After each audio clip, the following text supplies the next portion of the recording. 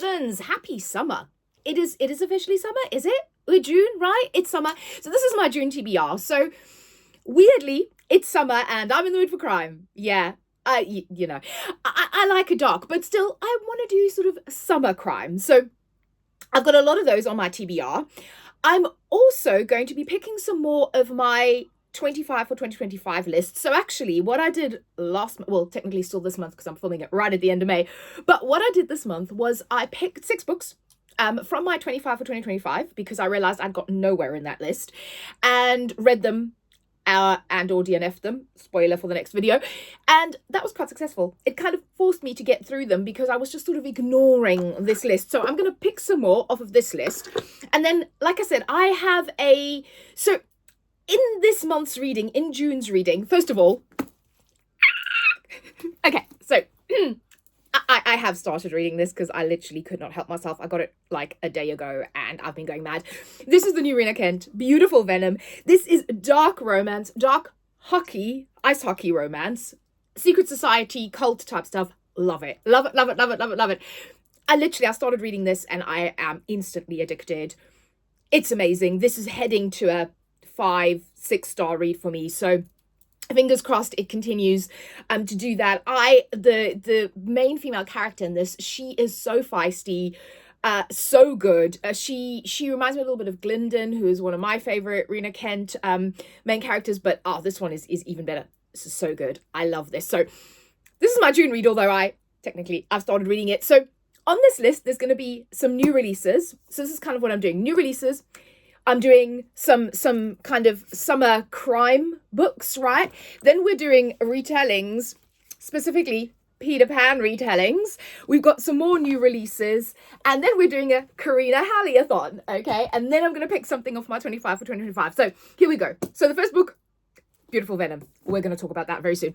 Then the other 2 new releases that I have are these 2 that I want to get to. So this is Kiss of the Basilisk, and this is by Lindsay Straub. I think I said in my haul video for this, I just want to know what the people are talking about. I am jumping. I am a bandwagoner. I'm on that bandwagon. I am on that hype. I want to know what this book is about. Literally, it says on here that it's best to go into this book with absolutely no knowledge of its contents. If you're curious, you can read the below. No. So I believe this is dark monster romance. Smutty, dark monster romance. And that's all I want to know. And like I said, people are talking about it. There's hype, there's convo. I want to join in the conversation. So I'm definitely reading this month. And then the other new release that I'm so excited to get to, this is When the Bell Tolls by Jacia Lynn. First of all, it always makes me think of the ACD song. Okay, never mind. But this one is a fantasy, but it is set in hell. So as far as I understand it, from reading the plot synopsis, and again, I don't want to go too much into it, but I just love anything kind of set in hell. I'm hoping to go one day. And this one is like a character, she's died. It literally says someone told her to go to hell and she took it literally. She's in hell. But it's kind of maybe not what you expect. So what I loved about this is the way it was described. It says Lily isn't exactly thrilled with her arrival in the afterlife, but what awaits her there is a more fantastical than she ever could have imagined. Deities wait in line at the coffee shop. Fae flit between realms, and souls find ways to make death a beginning.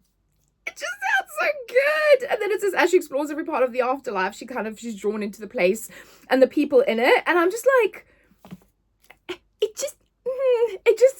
just sounds like my kind of book. I've got really high hopes for this. I really hope I'm not going to be disappointed, but I have to read it. I have to try it. So those are my 2 new releases. Then this is I think it's a new release on soft cover, and also one that I did not know existed. And I screamed, jumped up and down when I saw this and when I realized it existed. This is Never by Jessa Hastings. Now, if you've watched some of my other videos, you'll know that The Conditions of Will by Miss Jessa Hastings is one of my favorite books of the year. Definitely my favorite contemporary romance I've read in a very, very long time. I love it. So when I saw this, first of all, this cover is a delight. But second of all, it is a Peter Pan retelling. And I was like, I'm sorry, excuse me. Jessa Hastings is doing a Peter Pan retelling. Yes, purchase now. So purchased. And I cannot wait to read this. I'm so excited. I've read a few Peter Pan retellings lately. I particularly love the this one. So this is the Nikki St. Crow, I think. Yeah, the Nikki St. Crow series. This is the second book, the dark one. This is the Vicious Lost Boys. Dark romance Peter Pan. I love it. I'm going to do a whole video on kind of Peter Pan and like not just Peter Pan, some like retellings that I really love, because I do love retellings, particularly when you put them in like a dark romance setting. But I am so excited about this book. And then, as we're doing Peter Pan romance retellings, this is The Last Lost Girl. This is by Casey L. Bond. And it says, welcome to Neverland, where shadows consume and magic is frighteningly real. Ava is struggling to provide for herself and her sister, who slips further into insanity with each passing day, raving about Neverland. Obsessed with a second star that Ava can't see in the black velvety sky until the night, Belle succumbs to the terrifying shadows plaguing her and sweeps Ava away to a land that is only supposed to exist in storybooks. Neverland is real, and so is Peter Pan. Oh, that just sounds so good. So, yeah, I'm very excited to read that. And there'll be a few more like retellings. Then, I am very excited to read some crime. I don't know what it is at the moment. I'm in a thriller mood. I'm in a crime mood. And I will say that a lot of them are kind of ending up being like between 3.5 to 4. It takes a lot for me to put a thriller at a 4-star. I'm going to be very honest, because I tend to almost forget the stories with a lot of them, and it takes a little something to make me remember it or give me the feels, because, you know, that's my criteria for books. I want to get the feels. I want to get all of the feels. But I'm not giving up. I do enjoy them while I'm reading them, and now I kind of use them as palette cleansers for some of my heavier, maybe fantasy, romantasy, or dark romance books. So I have 3 that I think are going to be good summer thrillers, and I'm putting together a video. I've got a few over there for kind of more summer-themed thrillers and crime books, and that will be coming towards the middle of the month, be coming soon. So these are the 3. This is also technically, I think, a new release. This is Fan Service by Rosie Dannon. And this is, so I don't know if this is actually paranormal and you have werewolves in it, but the premise of the story I just found it great. First of all, it's set in California and Hollywood, which I love. And it's about this actor who has been on like a werewolf TV program, like Wolf Creek, something like that. And I think the show's coming to an end, and like the actors, you know, they're struggling with it. And then he may potentially be going out under the full moon, and there may be actual werewolfing going on. I mean, I just thought that this sounded, it says it's not a real wolf. He just played one on TV. And I just think that sounds like it's going to be a fun, my kind of rom-com style romance, and perfect for summer, because I always just think movies, Hollywood, it just puts me in a summer mood. Then this one, I mean, the cover, right? You know, the woman swimming in the ocean there. This is The Pact by Sharon Bolton. I've heard a lot of my favorite kind of booktubers who are really into crime talk about this book and say that it's fantastic. So I've been meaning to, I got this copy secondhand because it's quite beaten up, but I've been meaning to read this for ages, and I thought now is the time. And it says, a golden summer and 6 talented friends are looking forward to the brightest of futures until a daredevil game goes horribly wrong and a woman and her 2 children are killed. 18-year-old Megan makes a pact with her friends. She'll take the blame, leaving the others to return to their lives. And in return, each one of them guarantees a favor payable on her release from prison. 20 years later, Megan is free. It's payback time. I think that sounds really good. I can't wait to read it. And then this one again, oh, look at that cover. That just screams summer crime, right? This is Dark Corners by Megan Golden. This is the second book I read, The Night Swim, which was actually one of the few thrillers that I really, really loved that I read. And this is the second one. And it's not, they're completely standalone, so you can read them separately. But it says, as far as the police are concerned, Terence Bailey is a killer imprisoned for breaking and entering. He has long been the prime suspect in the murders of 6 women, but they have never been able to make the charges stick. With his release date approaching, Bailey gets a surprise visit from Madison Logan, a young influencer with a huge social media following. Hours later, Madison is missing. True crime podcaster Rachel Kral, who was the main character in the previous book, has never heard of Bailey, but Bailey knows her, and the FBI need her to help. Rachel must immerse herself in a cutthroat world to answer the ultimate question. How do you find a woman who doesn't exist? So, yeah, I just think that this is going to be a fabulous summer thriller. Speaking actually of summer thrillers, I've just read, this book. Okay, I'm going to be talking about it, but if anybody else has read the new Ronald Malfi, Senseless, please tell me, because I thought this was fantastic. I love this book. I'm going to be talking more about this in my my thriller video. That one's also set in Hollywood, literally starts off in the desert. It's kind of perfect vibes for that, but it's so good. It's kind of like horror crime-esque. Anyway, that was just an aside. And then one more book, and this is actually a memoir. This is Sociopath, a memoir. And this is, I'm a criminal without a record. I'm a master of disguise. I've never been caught. And I've rarely been sorry. I'm friendly. I'm responsible. I'm invincible. I blend right in. I'm a 21st century sociopath. And I've written this book because I know I'm not alone. And this is a real story. And I just got the notification from my library that the audiobook is ready for me to listen to. So I'm going to be listening to the audiobook on this. And I cannot wait because I just think this is going to be absolutely fascinating. But that's... it's a memoir, so it's non-fiction. Then, before we go on to my 25 for 2025, I'm doing a Karina Halley-a-thon. Now, subject to addition, if my eyeballs don't fall out and I can do all of these books, I'm going to be reading at least these 3 Karina Halley books. There's also a new Karina Halley coming out, I believe in June, towards the end of June. So I might have to tag that one on when it comes out. This is her latest one that I have, Nocturne. This is LA Confidential meets a vampire, and 7. They were like 7 meets LA Confidential meets vampires. Again, all I really want to know, that just sounds utterly incredible, and also kind of goes in with my kind of thriller crime.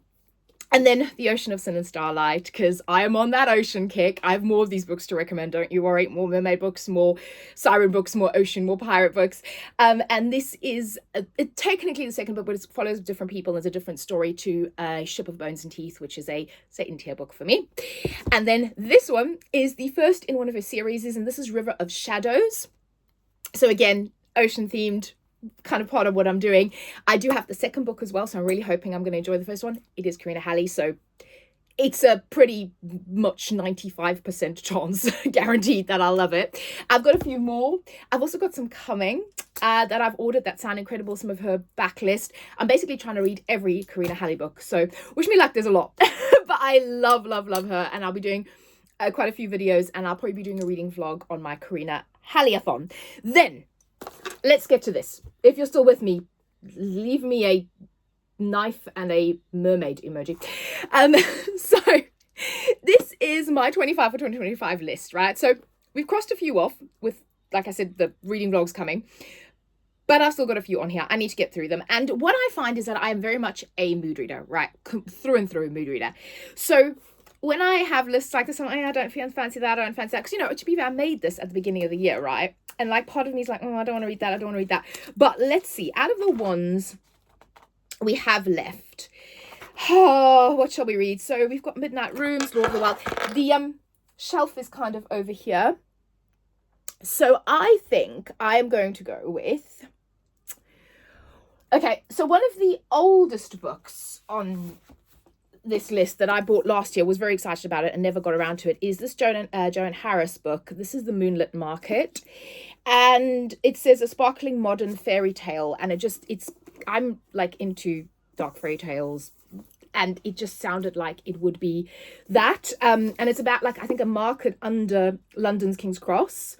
So like these 2 people, like real life people, and they find this kind of ancient magical market under King's Cross, and it just sounds incredible. So I think I'm gonna definitely do that one. Then what else?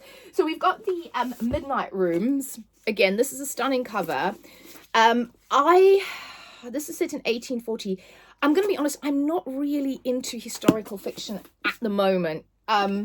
So I think it's not going to be that one. What else have we got? Law of the Wilds I could do. We've got The Forest Grimm is another one, if I can find that. So there's this one. I know that a second book actually just came out in this. So this is The Forest Grimm, Once Upon a Dark Time. And again, it's that kind of dark fairy tale feel. So I might do that. Because I am kind of in the mood for that. And I think as a third one, ooh, what else have we got? So I'm looking for Law of the Wilds, because that is, oh, here we go. Oh, no, that's Modern Fairies. Sorry. No, I don't know. Ah, yeah. So Law of the Wilds. And this is by Annalie Sabrana. This the cover, I think it's Why Choose Faye. Again, Witch Forest. I really loved Crimson Moth and Where the Dark Stand Still that I recently read. And I feel like this is going to kind of give me the same vibes, a little bit of Where the Dark Stand Still. At least that's what I'm hoping for.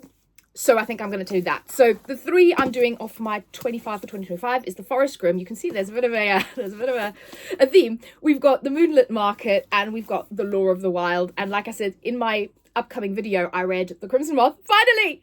I read Where the Dark Stand Still. I'm looking at them because they're over here. I read Dead Girls Club, All the Little Liars, and I DNF'd a couple of others. So we're getting through them. If I read these, you know, we're almost there. So that is my TBR. Let me know what you're reading this month. Let me know what you're planning to do for summer. If you've read any of these books, if you like them, if you don't, let me know. And thanks for joining me. Like and subscribe, and I'll speak to you all very soon. Bye.